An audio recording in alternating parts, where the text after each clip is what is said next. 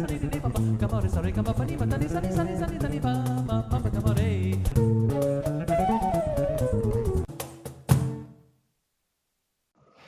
guys, Garden Coach Deb here with Prior Unity Garden. I often get the question of, should I buy plants or should I start from seed? What's the advantage? A lot of people are intimidated by starting from seed, but they're also intimidated by what might be coming on their plants if they're going to be out going to their local garden center and looking at plants. So let's go through some of the pros and cons of starting from plants or starting from seeds for your garden. So the first thing we want to look at is time. A lot of people tell me, oh, it takes too much time to be starting plants from seed. Well, time is relative. And what I say is, yes, going out and buying a plant can be a whole lot faster. The process of starting seeds is so rewarding, and the benefits, in my opinion, far outweigh the time that it might take a little bit more than going out and running to the store and getting plants. Starting plants from seed doesn't necessarily take that much more time, and frankly, what I found is most gardeners actually love it. It's one of the favorite parts of growing their own food is the satisfaction of choosing their varieties and starting their own plants. So it becomes a fun activity and not a time suck. So one of the other things to consider is diversity. When you're going out and buying plants, you are at the mercy of whatever varieties are being offered by the place you're buying the plants from. Whereas if you're going to buy seed, you have a massive diversity of plants and varieties for each type of crop that you want to grow. For example, Seed Savers Exchange, if you're a member, you can get over 4,000 varieties of tomatoes.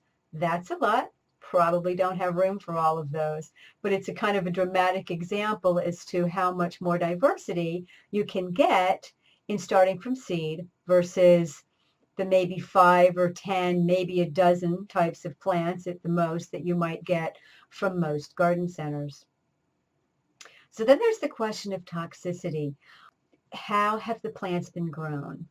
When you go to a local garden center, you don't necessarily know what the plants have been grown in, and chances are they've been grown in chemicals.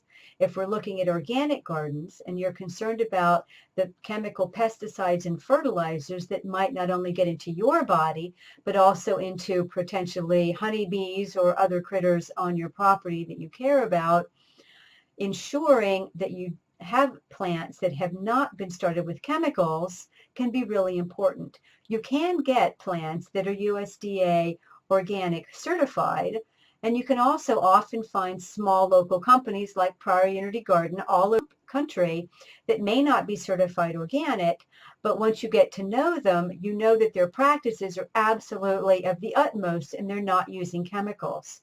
So if you're going to buy plants, those are going to be the best options to ensure that you're not getting toxic plants. When you're looking at seeds, it's a whole different ballgame. You have a whole lot of control. It's way easier. You can choose organic seed.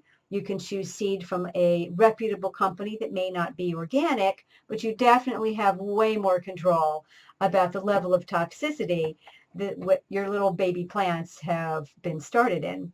And that brings us to the control issue. How much control do you want over your organic garden? Some people are pretty chilled about it. They want it more organic, not so concerned about the uptake of pesticides and chemicals. They just want to grow a little food. Most of our clients and most of the people that I talk with, they want to be growing their own food in part because they do want control over what's going in their bodies and that of their families. Another good reason to be starting with seeds versus plants when you're not sure exactly what you're getting with regards to the plants. Another consideration is price. Plants can be expensive in comparison to seed. Granted, there is an initial investment, generally speaking, for seed starting equipment, especially if you really want to get into it and be starting seeds year after year, but that investment is relatively small It's actually quite small compared to the amount of money that you're going to spend on a plant. For example, you could go out and get a nice organic plant. It's going to cost you $5, where you can probably get 1 or 2 seed packets for that that's got a bunch of seeds that'll last you for several years, just as one simple example. And a lot of the seed starting equipment you can get very inexpensively and make it yourself for that matter. So I hope that gives you a few ideas for making your choices as to whether you want to start plants from seed or whether you want to go out and buy plants for your garden. Hope it's been helpful. Hope you have a fantastic day. Hope your garden is green, successful, and happy. All righty. Take care, y'all.